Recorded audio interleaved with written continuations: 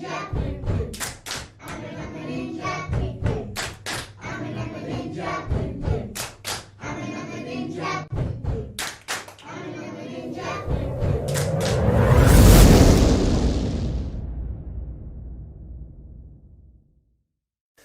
that's what we're doing today. Yeah. That's going to be like, yeah. We're live now. Already? We're never ready. Come on, actually, don't mess around. We're live. Welcome back to the show. I'm Lee Cook, the guy they call the Number Ninja, but in fact we're all becoming Number Ninjas together, aren't we? Yeah. You guys out there who've been watching all last week, you're already orange belt Number Ninjas, and we're working on the green belt together, which has been really good fun, hasn't it? Yesterday's sandwiches were terrific, weren't they? Yeah. Yeah, come back to that in a minute. But just before we do, it's really nice to know who's here, not just for our sake, although we do like to see who's here, but even if you've told us before how old you are, what part of the world you're from, do it again today, because there's new people in today and it's nice for them to see who else is here. It's like coming into the club for the first time. So just pop down your country and the ages of anyone who's here. And Yoshi, just in case we've got new people here who don't understand, what are they getting, especially if you comment early in these first 2 minutes? Yes, by commenting in the first and last 2 minutes of the show, you'll be getting bonus points. So you'll be getting points for being an early bird and a stick around. So do that. Yeah. Okay, that's great. Thanks, Yoshi. Yeah, so do get here early for these shows. Stay to the end. Drop a comment in early. Drop a comment in late as well, just to prove you got here early and late. That way you're going to get some bonus And points. if we don't know when we're going to be broadcasting, Oh, we're yes. broadcasting 4:30 London time. It's 4:30 p.m. London time. Every day, Monday to Friday. Every day, Monday to Friday. Thanks, Yoshi. That's good. And also, comment throughout the show. There's going to be plenty of opportunity for you to interact with us, giving answers to various things, giving us feedback. Feel free to drop as many comments as you like, because You're getting points for comments. you're getting points for them, and it's giving us the feedback as we go. Yeah? Yeah. Don't forget to invite your friends. That's Yeah. right. Do invite your friends. We've got this crazy thing going on this week in particular, where if someone new joins us and they just say, I'm here because so-and-so invited me. The And person who invited them will get 5,000 points. As well as the person who got invited. So you both get 5,000 Yeah. points to give you a head start to help you get up the leaderboard. Yes? Yeah. Yep, good. So thanks, Karen, for reminding us of that. Yep. What are we doing? We're learning mental multiplication. We're going to take those tables and rip them up, throw them in the bin. We're learning how to multiply. Yesterday we had terrific fun learning how to multiply numbers by 11, and it just made the 11 times table seem ridiculously easy, because now we can take numbers, you go as long as your phone number if you want. You'll be able to multiply these numbers by 11, and the only holdback is how big a number you can sort of keep in your memory while you're doing it. But you can use these skills in writing as well. If you've got to write a number down, get someone to write their phone number down, say, hey, give me your phone number, I'll multiply it by 11. And you can do all those steps that we talked through yesterday on the videos and multiply the number by 11. The good thing is you end up with their phone number. So while people putting comments in, have you got a little joke for us, Mishi? Number Ninja. Is it a good one? I don't know if you'll call it good. Probably not. Go ahead. So, why did the girl put on glasses when she was doing maths? Why did the girl put on glasses while doing that? I don't know why. Why did the girl put on glasses while doing math? To help with division. To help with division. And the Oh dear, Mishi, where do you get these from? But I've got to get riddles for you, Dad. Oh, thank yeah. goodness for that. Hang on a minute. I don't know. What's in it for me if I don't solve your riddle? What do you think, Nish? I think we should do a vote on if we should put broccoli or cauliflower in your coffee. Broccoli or cauliflower? Yeah, we'll be doing in my coffee. We'll be doing a poll for the vote. You're going to set one of those poll things up. You'll find the poll in the community tab. We'll set up a poll for this. It's like a vote thing, so they can choose whether Mishy's going to put broccoli or cauliflower In your coffee. in my coffee if I get this riddle wrong. Okay. And what's more, it's going to be raw cauliflower or broccoli. You're not even going to cook it? No. Just raw? Yep. All right, okay, so please tell me if I do solve your riddle, and you are going to make it easy for me today, aren't you? I'm not. What do I get if I do solve your riddle? You get my freezers. Your freezers? What are these? Freezers. Swizzles, fizzles. Swizzles fizzes. I can't even say it. Swizzles fizzes. Whatever the Swizzles fizzes. Can I have them now? I might You need them have to to. solve my riddle. I might need them to take away the taste of this coffee. Right. So go on, darling. What's the riddle? Listen very carefully, Dad.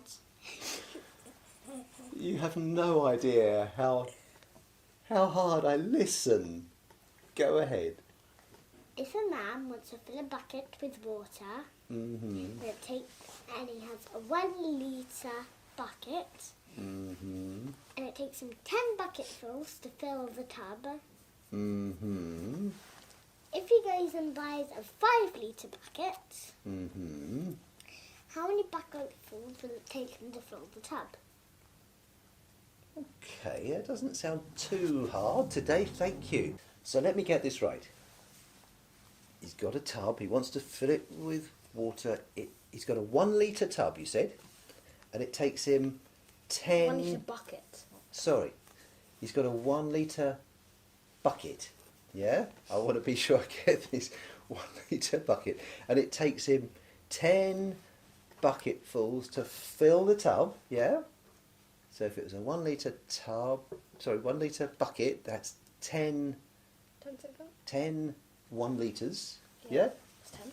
So that's 10 litres, and that's to fill the tub. So it's a 10 litre tub, and then he goes and buys a bucket that's bigger. How big was the bigger bucket? 5 litres. So in 1 bucket he could actually do 5 litres. So he could do he could fill the whole thing that's 10 litres, and he could do it with 2 buckets. Hand over the swizzle. I can't even say it. Hand over the sweets. Swizzles fizzes. I got this 2 buckets. Sorry? 10 1 litre buckets. That's 10 litres. 5 litres gets it half full.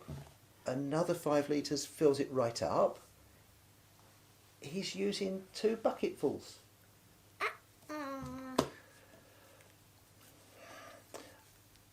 Give me a bit more time to think about it, okay? Give me more time. Come back to you at the end of the show. Yeah? Right, okay. If you were here during yesterday's show, then keep your eyes open now, because we're going to do the shout-outs for the early birds and what have you.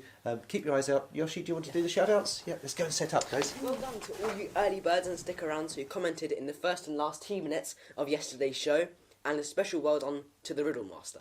Well done to all you early birds, and stick around.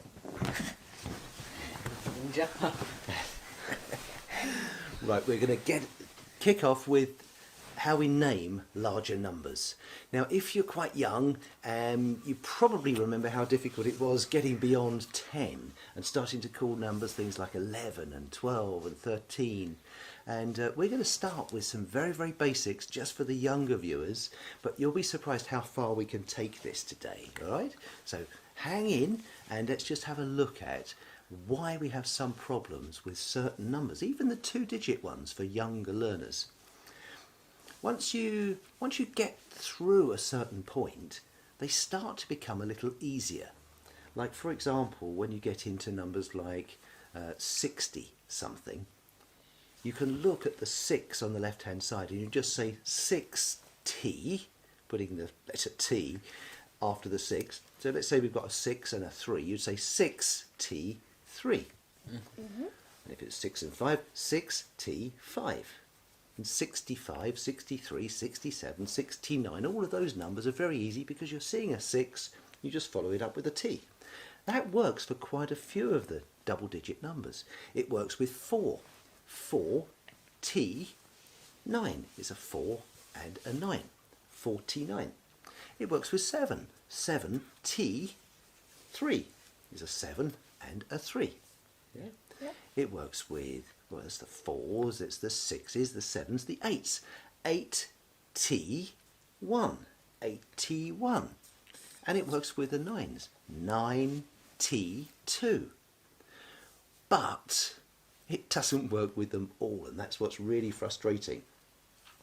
And what I like to do, just like I call my children different names depending on how I feel at the time, Joshua, giving you your full name, is not quite the same as just calling you Yosh or Yoshi, is it? But they're kind of pet names that you can use and they mean the same thing. Mish, Mishi, Mishael, Mishgalocho, whatever I get to call you, you have your favourite way of being called, but they all mean the same thing. And I've got tons of pet names for you, haven't I? KK. KK, yeah. So let's have a look at some pet names. In fact, I call these, what do I call them? Ninja numbers, because it's just another way of naming certain numbers. So if we've got a number that's got a 5 on the left, and say a 3 on the right, if we follow that same pattern that we did with the 40s and the 60s, 70s, 80s, 90s, we would call a 5 and a 3 5T3. Mm-hmm. So 5T3, as long as I know what it means, it is what actually should be called 53. And 50 is just the way that 5T has been changed over time. So instead of saying 5T, people started saying 50. So when you hear 50, feel free, if you're young and you feel more comfortable with it, say 5T while you're working on some of these problems. Or at least say it in your head for now, but when you speak it out, get used to converting that to a number that other people would recognise. So if you see the number 5 and 3, 5T3. That's not spoken like that. We say it 53. Yeah. Mm-hmm. Exact same thing happened with 3. If you had a 3 and a 2, following the normal pattern, you'd say 3T2, 3T2, which actually sounds quite nice. 3T2, but the way that people nowadays say 3T is 30. And in fact, it's easier to say, but it doesn't sound quite as cute. So 32 just means 3T2. Yeah. We got the same thing with 2. If you've got, say, a 2 and a 7, if we followed the pattern, it would be 2T7, which I love. 2T, it's like tutti frutti. 2T7. But the way we speak it out loud, we can say 2T7 in our heads, yeah? 2T7, it's 2T7, but I'm going to say, for my teacher or whoever, or someone else who thinks I'm a nutter if I use my ninja numbers, but I hold myself there, 2T, not 27. 27, yeah? Mm-hmm. 27. Yeah.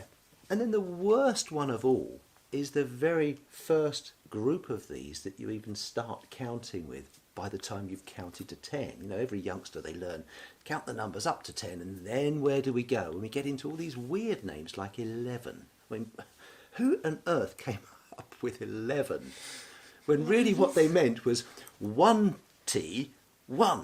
Why can't we call 11 1T1 if we want to, if that's our pet name?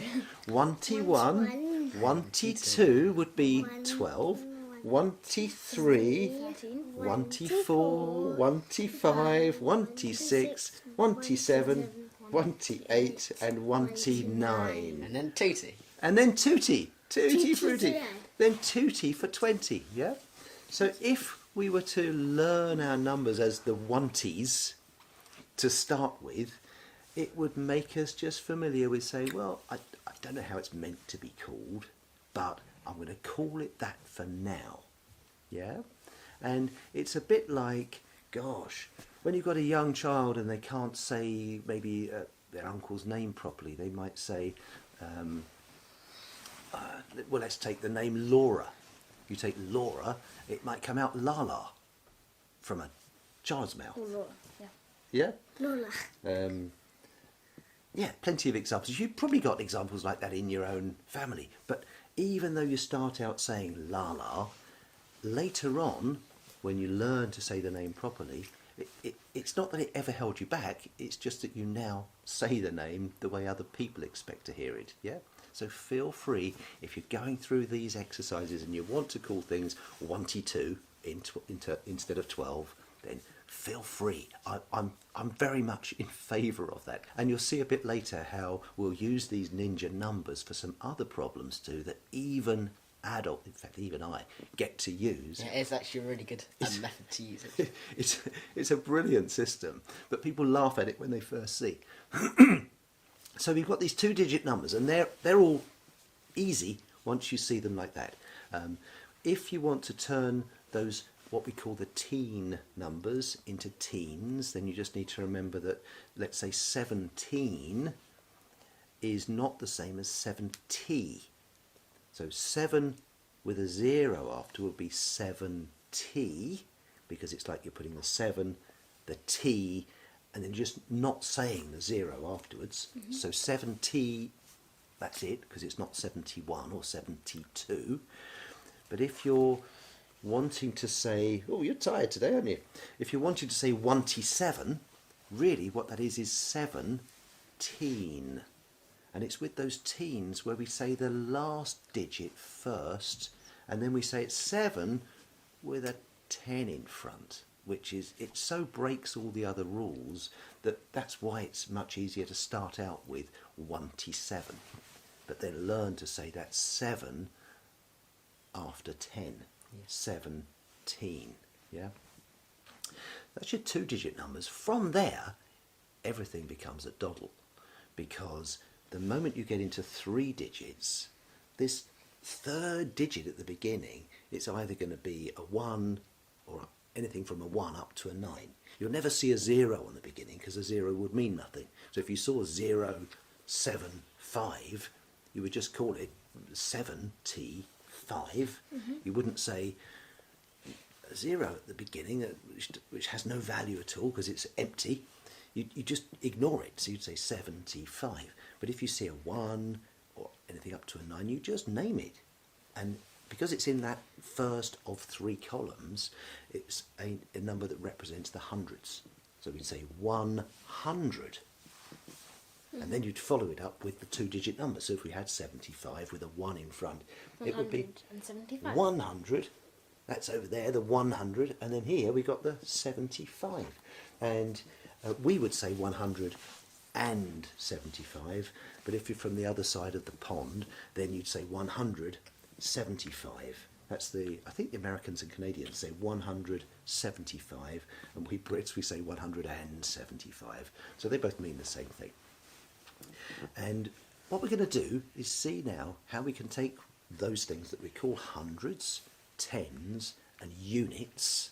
So hundreds is how many hundreds, tens is the 7 T's, 8 T's, 3 T's, 2 T's, all of those tens. Units, they're just the sort of ones, if you like. How many units are there? What's the little bit at the end? So hundreds, tens and units is a pattern that we use, and then we get to use that over and over, even with the bigger numbers. Let's have a little look at how that works.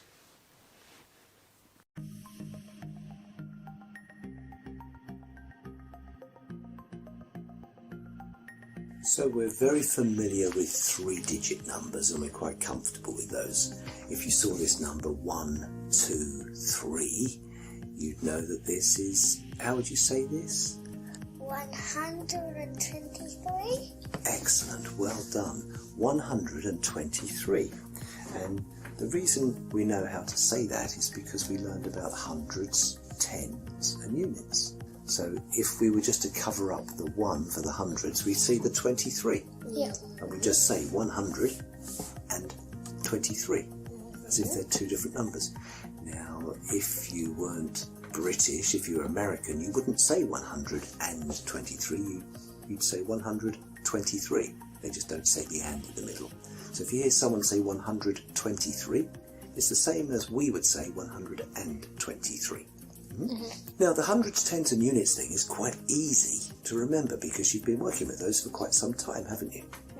Yep. But our challenge comes when we see another digit on the left-hand side. In fact, let's create one by nudging these off to the left so that the 1 goes to the left and we see 2, 3, 4 in our hundreds, tens and units. Ignoring the 1 for a moment, what would this number be here? 2, 3, 4. 234. Well done, 234.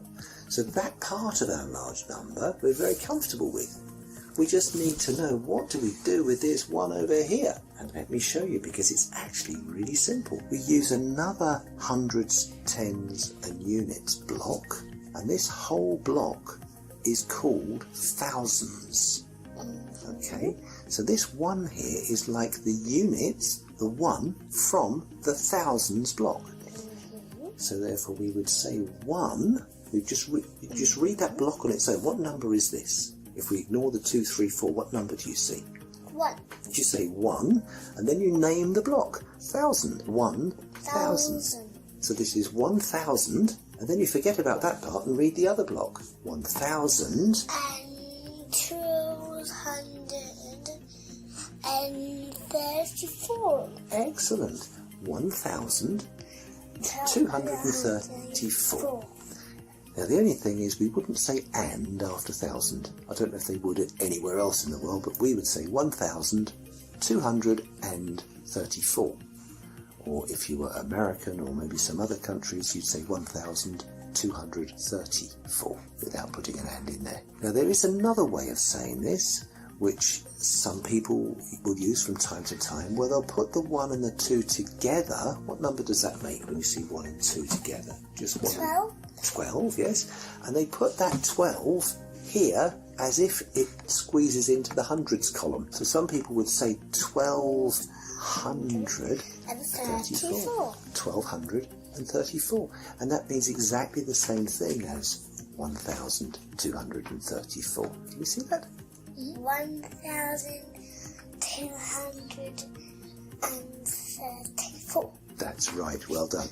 Right, do you get that? We're seeing 4-digit numbers, and we literally take the first of those 4, just call out the number and say that number with 1,000, and then read the 3-digit number separately, as if they're 2 completely different numbers.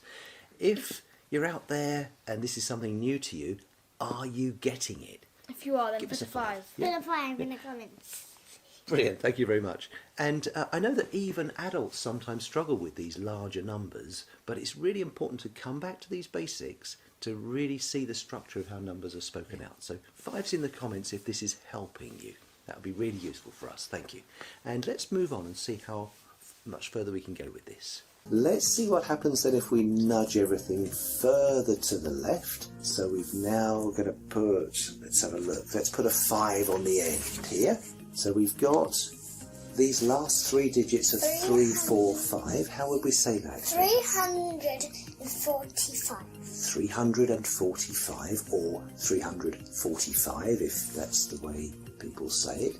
345. And over here in our thousands block, we've got these 2 digits which tell us which number between them.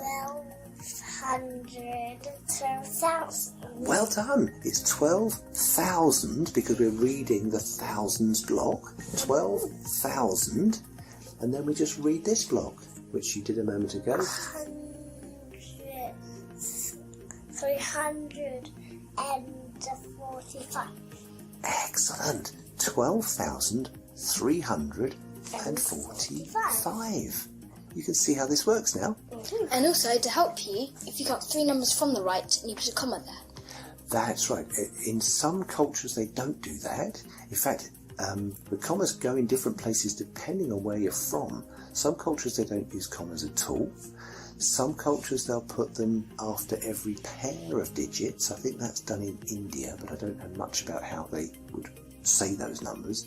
But certainly with the British numbering system, we would look from the right hand side and we would count 3 digits along. So just in front of the 3 here, we put a comma, and that shows where we separate the thousands block from our hundreds, tens and units. Yeah? And in a moment, we'll look at how another comma will appear. So would you remind me to do that as well? Yeah. Thank you. Actually, at this point, I am genuinely interested in how you would write those bigger numbers from whatever part of the world you're in. So wherever you are in the world, write down how you would write 12,345. Would you do it with a gap between the 12 and the 345? Would you put a comma in? Would you put a full stop, a dash, no gap at all, nothing? Or if you are from India, I only heard this by hearsay. How would you do that? And perhaps if you are tuning in from India, if I'm right, maybe someone's misled me, but if I am right, maybe you could put a bit of an explanation down in the comments for us, because I'd really genuinely love to know how that works. Yeah, me too.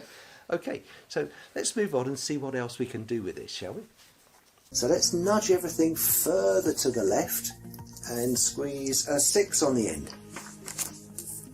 So we now have, on our standard hundreds, tens and units block, what does this number now say, Karen? 456. Well done, 456. Done, Karen. Excellent. And if we go to our thousands block, we see the number we first started with, which was 123.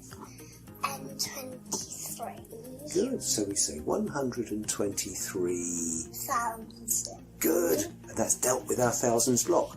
123,000. 456. Well done, 456. So the whole thing together becomes 123,456. Or if you were going to say it like an American, 123,456. Yep. And there you go. We've got basically 2 different numbers, none of them being any more difficult than saying something with the hundreds, tens and units, and a little comma, if you're using a comma or whatever you're using in your system, that's just pointing out to you, hang on a minute, take a pause before you read the rest of the number and say what that group was that you were dealing with. So in this case we're dealing with thousands first, so 123, take a little breath, you've got a comma, 123,000. So it's a little reminder where that comma is to name that group, 123, 1,000. Or if it was a gap, 123, what's in the gap? 1,000, 123,000. And then we read the 456, yeah? So we're really only reading numbers that are hundreds and tens and units. And then we're putting names onto these blocks, yeah? Yep. Once we get bigger than the hundreds of thousands, though, we start to get into 7 digits. Let's see how that works, shall we? In fact, if you're enjoying going this far, give us a 5 in those live chat comments, because I want to know, are we pushing you too far? We want to really give you the opportunity to see plenty of stuff this week. This is foundation work, ready to take some of these multiplications that we're doing that much further, because we're going to be dealing with large numbers, especially when you saw that snail trail. And we said it doesn't matter how you name these things, at least you can write them down. But it makes you feel good when you can name them, doesn't it? Yeah. And do you know how far we're going up to? Let's have a look, shall we? But Okay. maybe we'll see whether people are enjoying this. And by the way, even if it's just pushing you a little bit further than you were hoping or expecting today, do remember we're going to leave this up on YouTube so that you could come back and watch this later. So if you're not ready to go into 4 and 5 digits just yet, if it's useful having this available as a resource for when you are ready, which might be tomorrow or it might be next year, doesn't matter. If it's going to be up on YouTube, then is it useful to be able to come back and review this section of the video? Because I've been putting, I don't know if you've noticed, but with the earlier videos, once we've finished the live show, we go through and we put the time points for various things in them. So if you open up the description, you can look down and you'll see where you can jump to certain sections of the show and tune straight in again. So there'll be something in the description once we've wrapped up and had a chance to review the footage, and we'll put a shortcut so you can jump straight to these particular sections. Is that going to be a useful resource for you? Put a 5 down in the comments for now or for later if you're finding this useful. Yeah? Okay. And let's move ahead anyway for now. Shall we push it even further to the left? Let's put a little 7 at the end now. See what happens. So we've got our hundreds and tens and units. And we see the number 567. How would we say this? 567. 567. That's excellent. Well done. And then when we come to our thousands block, we can ignore the 1 because that's squeezed off the end. We've only got room for 3 digits here. So we see 2, 3, 4. How would we say this number? 234,000. Good. Yes, that's right. It's 234,000. But we've got this 1 that's gone floating off on its own, and we need to know what block does that belong to. And it all comes down to how these blocks are named. We have a thousands block that we used. The next one we're going to use is called the millions block. Oh, yes. So this number here on its own would just be a 1, but because it's a 1 in our millions block, it's a very special 1, which is 1 million. That's right. So you're pleased with yourself, aren't you? 1,234,000. Yes. 567. Oh, you're a genius. Wow. That was quite something, wasn't it? 1,234,567. You never knew you could say numbers that big, did you?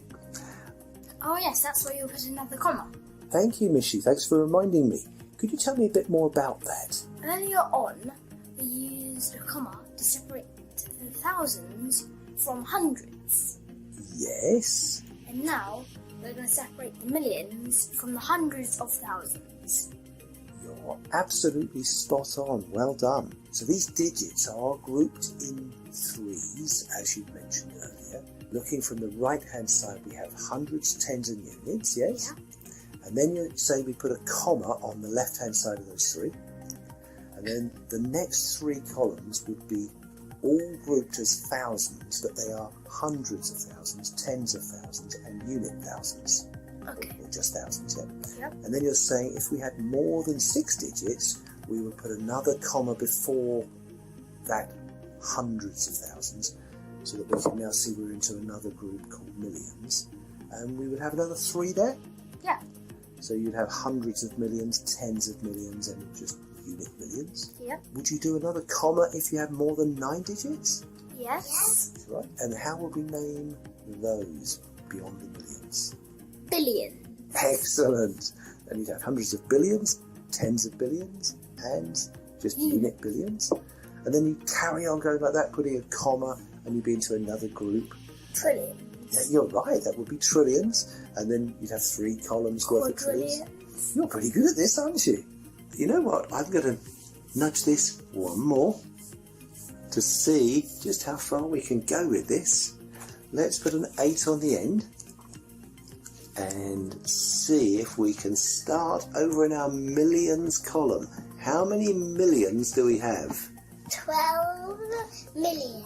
Yes. 345,678. My goodness, I think you have become a number ninja. That was perfect. We're going to push it 1 more digit across and put a 9 at the end, because I know you can do this. So we'll start over with the millions. How many millions do we have?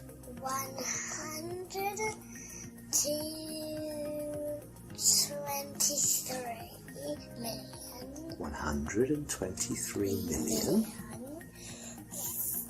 456,000. Yes. 789. Ah, Wow. wow. I think you deserve a prize, don't you? Yes, we'll have to see what we can do for you. A special badge or a certificate, yes? Yeah. That's super. Now, if you were to go further and further with more and more digits, all you would need to know is what are the names of these blocks that contain 3 digits. The reason for covering this off right now is with those snail trails, you'll find that sometimes your answer, like 64 or 49, might have a bunch of zeros after it. So you just need to know how to say that number.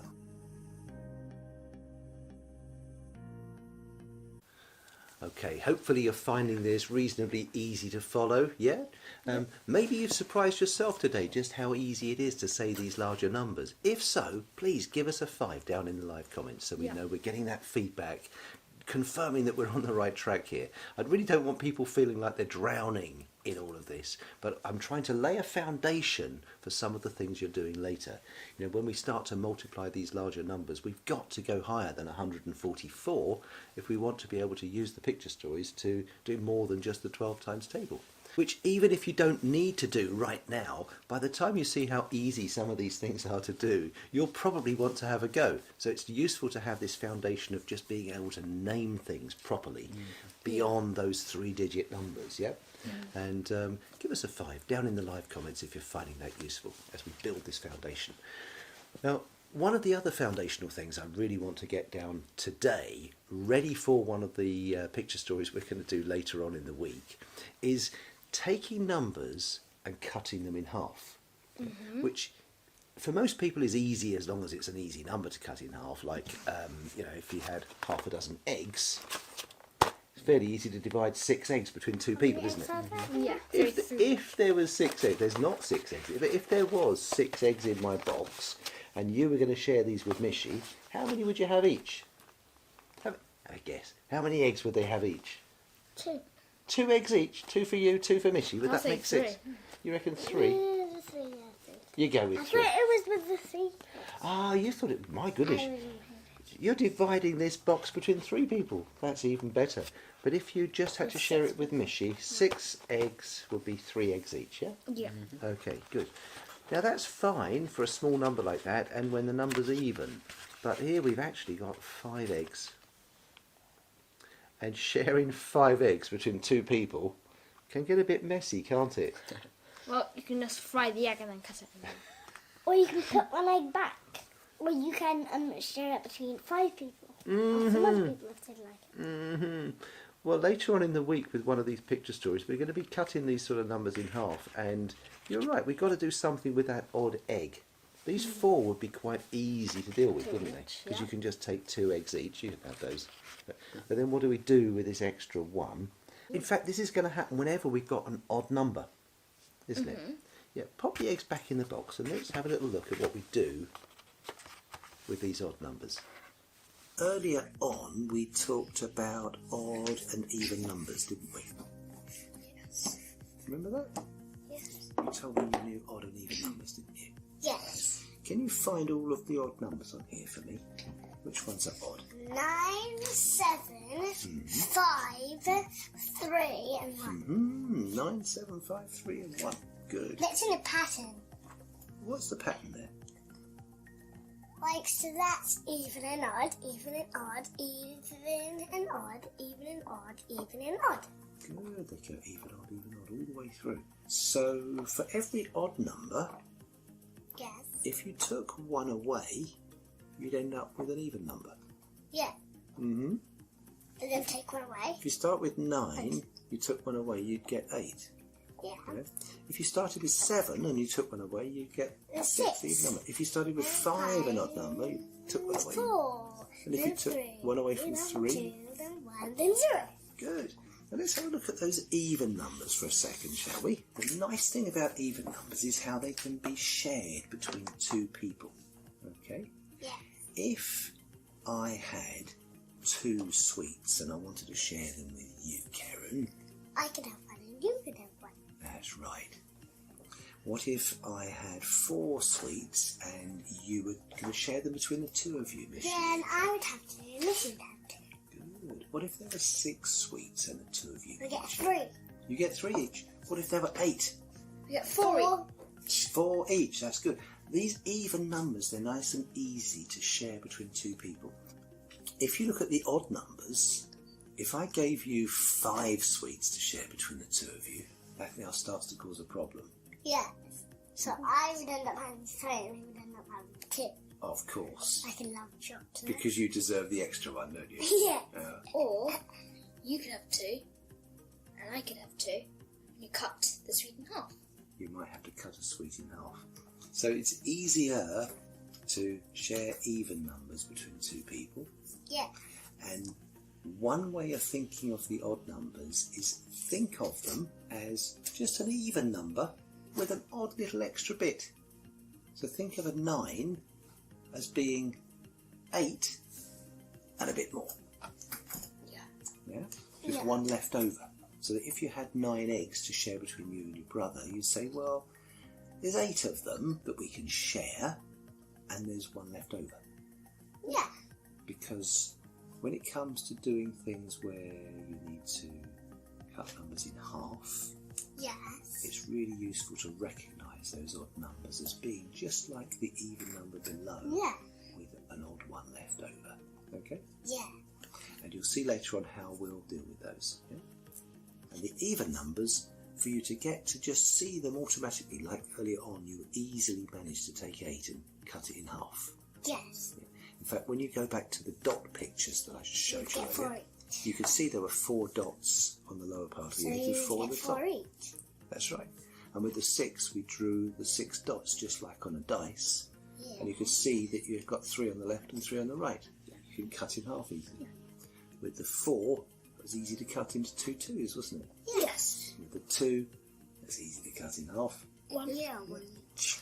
So even numbers are easy to divide by 2, and odd numbers, they're no more difficult. They've just got that extra 1 left over that is going to be either left over or you're going to have to cut it in half. Yes. Yeah.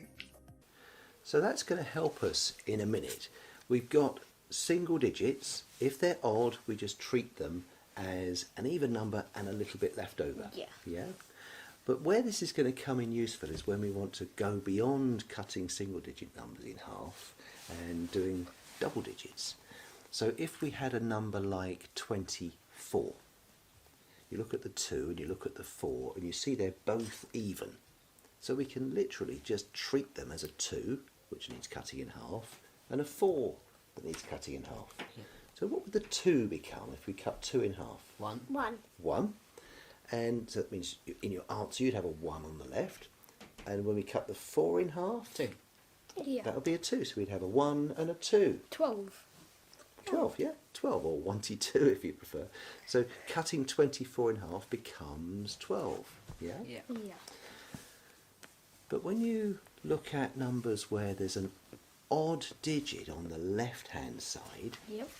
we do one of those special tricks of mine where we change the name of the number into what I call a ninja number. And let's look at why. If you were to think for a moment, if you were, let's say, take the number 72, because we've got a 7 on the left here. 7 being an odd number, it's going to be hard to cut the 7 in half. Yeah. The 2's fine, we can easily cut that in half as we've just seen. But 72 becomes difficult just because we've got an odd number That's on the 2 left. and a half. It would be 3.5. And we can't say 3.5 D1. Can we really? Because that just sounds daft. So with my ninja numbers, what I do is I say, well, I want to cut this 72 in half, so I'm going to rename it. Instead of calling it Mish for now, I'm going to call it Mishy. Just use an alternative name for 72. I'd rather see an even number on the left. So do you remember we said any odd number is just an even number and a bit. So what even number is a bit below 7? 6. 6. So it's Yep. 6 and a bit on the left. We know that 6 is going to be easy to cut in half. Yeah. So we take that number 72 and I rename it 60. What am I going to do with the 1 now? 6012. Does that seem a bit odd? Just think of it. If you were going to count through the 60s, you go 61, 62, 63, 64, 65, 66, 67, 68, 69, why not 6010, 6011, 6012, 6013, Oh, because suddenly on the 14. 100s. Well, you're going to head up with the hundreds eventually, but just in those numbers that we would normally call 70-something, we can call them 60, something a bit bigger.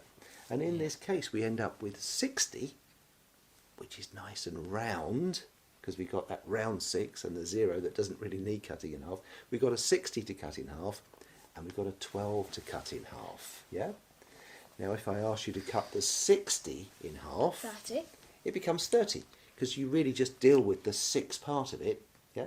Yeah. 60 becomes 30. 30 when you cut it in half. And if I ask you to cut 12 in half, It becomes that- 6. it's 6, isn't it? 12 cut in half is 6. Now, it may well be that you'd have difficulty cutting numbers like 12 in half, because they get a little bit harder when they're those teens, compared with, say, cutting 8 in half, or 6, 4 or 2. But it's sort of really just a 1 and a 2. But it is a 1 and a 2. But the thing is, you've got that odd number 1 on the left again. So if you're a real beginner with this and you're thinking, well, how would I cut 12 in half, or 14, or 16, or 18? I'm going to let you in on another little secret. Now, you know, when we looked at those larger digits before, we said that the larger digits are really just a handful and a bit. And we're going to use that exact technique here. Do you remember when we said 2 handfuls makes 10? Can I hold your hand a moment? Do you mind? Yeah? So I'm going to hold your hand. That's going to represent 10. And we're working with that number 12 that we're trying to cut in half. So we've got 10 here. And the 2, well, let's each put a thumb up, shall we? No, just not you guys, just the 2 of us. Because we're dividing this number in 2, remember. So we've got 10 and we've got 2. Or if I was on my own, I could do this in front of a mirror or something. I could say, well, put one hand in front of the mirror and put one thumb up, and I've got 10 for my hand and its reflection, and 2 for my thumb and its reflection. But it's fun to do it with someone else. Okay, so we've got 10 and 2. That's our number 12, 10 and 2. Yeah? And then if we want to divide that by 2, because we've both used the same number of digits here, a handful and a bit, ready? We're going to go like that, Karen. You take your handful and a bit, and I'll take my handful and a bit. We've now divided that 12 in half. So, let's just put mine aside. How many fingers have you got? 6. 6. 5 And that and 6 is the half of the 12. Yeah. So this is how we can take a number like 12 and divide it by 2. Yeah. The reason we're doing these foundational power tip things is so that you can take the picture stories later on in the week and go that much further with them. So that, I mean, you'll be blown away by what you can do by the end of the week when we've used these power tips and practice these skills of cutting numbers in half and seeing just how useful they are alongside the picture story. What about my riddle, Dad? Quickly, guys, go and put your answers in the comments of the riddle. The first person to get the answer right before she reveals the answer gets 500 points. And put your guess in anyway, because you get 100 points for guessing. I had totally forgotten about the riddle, been nattering too much. Will you please remind me what this riddle was? Riddle alert. Thank you. Listen very carefully, Dad. I always listen, I just never hear. Go ahead. What's the riddle? If a man has a tub Mm-hmm. and he wants to fill the tub with water, Mm-hmm. and he has a 1 litre bucket and takes him 10 bucketfuls of water to fill the tub. Mm-hmm. If he goes to the shops and buys a 5 litre bucket, Mm-hmm. how many bucketfuls will it take him to fill the tub? Now, I'm sure I got the math right on this because I'm not that bad with numbers. We've got a tub and he's got a 1 litre bucket, but it takes him 10 bucketfuls to fill the tub.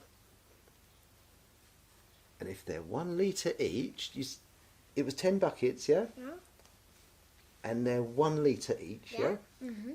Well, that's got to be 10 litres, because 10 times 1 is 10. And then he goes and buys a 5 litre bucket. 5 litres? So there's going to be 5 litres in one bucket and 5 litres in a second bucket, and that makes 10 as well. So it has to take 2 bucketfuls to fill the tub. I'm sticking with my answer, it's 2. You're just trying to trick me. What do you mean, What's your answer this time? How many buckets is it going to take to fill his tub? 0. 0. What is it, a magic bucket or something? No, because with the 10 1 litre bucketfuls, Uh-huh. there's 10 buckets, so you already filled the tub, so it doesn't need any more water in it. That's the answer to the riddle. Oh dear. Well done if you got it right. The tub's already full. So we've got a vote for what's going in your coffee. Oh, and remind me, what was the vote about? It was broccoli or cauliflower that's going in your coffee. So don't forget to go to the community on this channel, and then you'll be able to see the poll to choose. So you're setting this poll up, Yoshi. How do they get to this community thing? Go to the home page, and if you're on a phone, then you might need to scroll along the top. If you're on a tablet or a computer, then you'll see the community thing just underneath the logo and the Numba.ninja name. So click on community, and just underneath that you'll see the poll, and you can choose whether cauliflower or broccoli should go in his coffee. And please vote, because every vote counts. Every vote counts. Oh dear. And just remind me, this is raw broccoli, Yeah. and you're blending it, are you, or something, to get it into the coffee? I'm not sure if we are blending it. Not too chunky, I hope. So if it's raw, all right, okay. So Yoshi, could you put a link maybe in the description as well? Because that sounded quite complicated fun in this community thing. I don't think I've ever seen one of these community tabs. And if we get a 50-50, then we might end up putting both in your coffee. So You were just mean to your dad. And I get Riddler's Fizzlers. And you get the what are they? I can't even say it. fizzles. But you get the nice stuff, and I get the nasties. Is that about right? Yeah. Okay. I'm going to eat it. Well, guys, I hope you really enjoyed today's show. Don't If you put in your have, last comments right now to Yeah. so that you can get some extra points for commenting in the last 2 minutes. oh yeah, it's those 500 points for any comments in the last 2 minutes. Please, if you've enjoyed, smash that thumbs up button, because it helps us with the YouTube algorithm to be found by other people who want to enjoy this show. If you want to be notified of tomorrow's show, well, it's going to be here at 4:30 p.m. London time, so you could just turn up. But if you want an invitation to remind you, make sure you've subscribed to the channel. Yep. You've got to hit that bell icon thing so that you get all notifications. I had a message in from someone last week who missed the notification because they hadn't got the bell turned on, and sometimes YouTube actually turns those bells off. So even if you think you've got it turned on, just double check, make sure your bell icon is there so you get your notifications. Yeah. Should they get notified about the poll as well? I don't know if I that. think I don't so. know. Let us know if you're up for notifications and you don't get told there's a poll there. I'd be interested to know, because I'm not sure how those things Yeah. work. Yeah. So for now, bye. Yeah. Right, see you tomorrow. Bye. It's really yummy. You're being a right toad, aren't you?